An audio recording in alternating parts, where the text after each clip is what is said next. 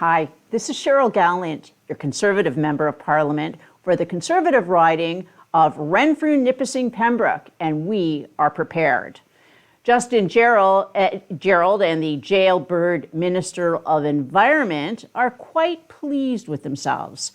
They've sent Justin abroad to provide comic relief for the very serious business of taming Putin. They're not keeping the home fires burning, though. The caps on oil and gas production are still in place. To them, the increase on the price of gas is their stated policy goal. More excise tax to get to work and to heat your homes, more carbon tax, and just in case you haven't been bled completely dry, there's HST on all of those, in addition to the actual cost of the fuel. And the worst is yet to come. The new fuel standards, also known as the Renewable Fuels Regulations, are kicking in this year. Canadian oil and gas production is to be choked back even further to crank up the prices and change our behaviors. Our behavior is to go from providing jobs from hardworking and retired Canadians to funding Liberal cronies' money-making schemes. Trudeau wants us to buy electric cars, driving up the price of electricity, so we still won't be able to afford to live comfortably. All the while, Canadians have been doing less with less. Trudeau and his cabal have been making Putin rich again. Stories out of Ukraine tell of gun shops selling out of stock and ammunition. People who've never even taken a firearms safety course are doing what they must do to defend the lives of their loved ones, taking up arms. Would this ever happen in Canada? Canada cannot defend itself against an incursion from the far north. Our submarines cannot go beneath the ice. We have one icebreaker. We have use of just one supply ship. And we wouldn't even have that were it not for Vice Admiral Norman's steadfast determination to get the job done. And for his efforts, the newly elected Sunny Ways Prime Minister did everything in his power to destroy Mark Norman. That'll never happen, is what many of the experts said about Putin just before he began his slaughter in the Ukraine. The Russians have planted their flag on the seabed below the North Pole. With our Arctic shorelines and waters unprotected, never say never. The date for Canadians to surrender their firearms is approaching. In Ontario, the Premier has said the OPP will not be tasked to go door to door confiscating the prohibited firearms. Maybe Trudeau and his deputy Freeland will declare another state of emergency because people won't obey their commands. Will they freeze and seize the bank accounts of lawful gun owners? Just as this radicalized leftist government made Canadians vulnerable to fuel shortages, so too would he leave us exposed to armed conflict. Think it'll never happen? Never say never. Justin Trudeau has broken a lot of promises, cutting cell phone costs by 25%, planting 1 billion trees, and not raising the carbon tax over $50 a ton. But there's one promise he has not broken. It's his 2020 vow to make travel for Canadians as difficult as possible. First, you had to undergo the PCR tests. Then there were the COVID jails where people went hungry and instances of rape were reported. The inoculations were available, but even after 2 doses, PCR tests were still required. Then the boosters on top of the first 2 injections came out.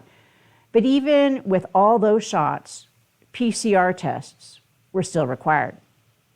That is, until Conservative MP Melissa Lantsman laid into the Liberals over the waste of resources when testing was displacing capacity for those who were more at risk. Of course, Trudeau insinuated she, the descendant of a Holocaust survivor, was a Nazi sympathizer. They then replaced PCR tests with rapid antigen tests. You see, it's not about safety. It's about Trudeau's disdain for average Canadians leaving the country. It's supposed to be just for his jet-setting and resetting friends. There's another way he's holding Canadians in our own country: denial of timely passport processing. People aren't getting their passports within the 20-day allotted time frame. Even some of those who sent in their passport applications back in September haven't received their passports yet. The public 1-800-568-6968 line is a 6-hour wait, with being over 500th in line, only to have a call dropped when you're down to being number 17. If people agree to a call back from the passport office, it's a 2-day wait for a call back. The passport office says passport applications can go through MPs, transported from the Hill Post Office to Passport Processing Center, but the post offices aren't accepting them. Applicants can only go to the passport office to apply in person if they have an appointment time, but no one contacts them with an appointment. I'm just going to take a drink of water here.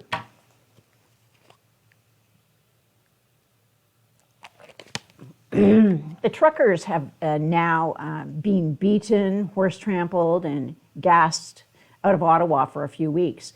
We're still learning important lessons from that failed attempt to reason with Trudeau.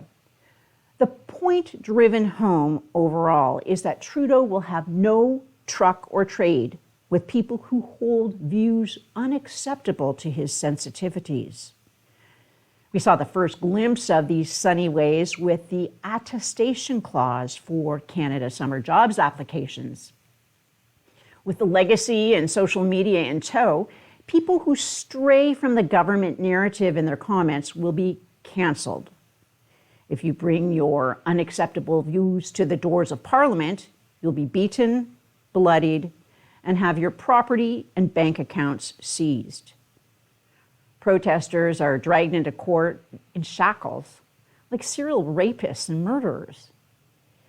Even people who donate to demonstrators who've lost everything due to regulations devised purely to squash dissent are targeted. Grandmas and grandpas, just trying to protect their children's futures, donated to those they saw as guardians of democracy. The government has not launched an investigation into how their names were hacked from a crowdfunding platform. There's a committee tasked with handling such misdeeds, but all committee members are sworn to secrecy, and the committee only reports to the Prime Minister. The gun confiscation minister would best serve Canadians by turning his attention to threats made to our immediate neighbor to the north, Vladimir Putin. He's warned he has nuclear weapons and will use them. Remember, Putin not only does what he says he's not going to do, but he does what he says he's going to do. We all hope that the threat of a nuclear strike will never happen, but we cannot bank on hope. Not like the pandemic. To assist the minister, I've prepared a checklist of questions. I'll tell you one question. What number of potassium iodide pills does Canada possess for civilians, for the military, reserved for medical personnel, members of cabinet? What number are expired? When are the newest potassium iodide pills due to expire? And what number do we have? Where are they stored? What is the distribution plan? Justin Trudeau has never taken the safety and security of Canadians seriously. The only measures he's taken are those which have been used as political weaponry. He's neglected and decimated the Canadian Armed Forces for political gain on the radical left. It's time for Justin Trudeau to put the safety and security of Canadians first. Live from Ottawa, this is Cheryl Gallant.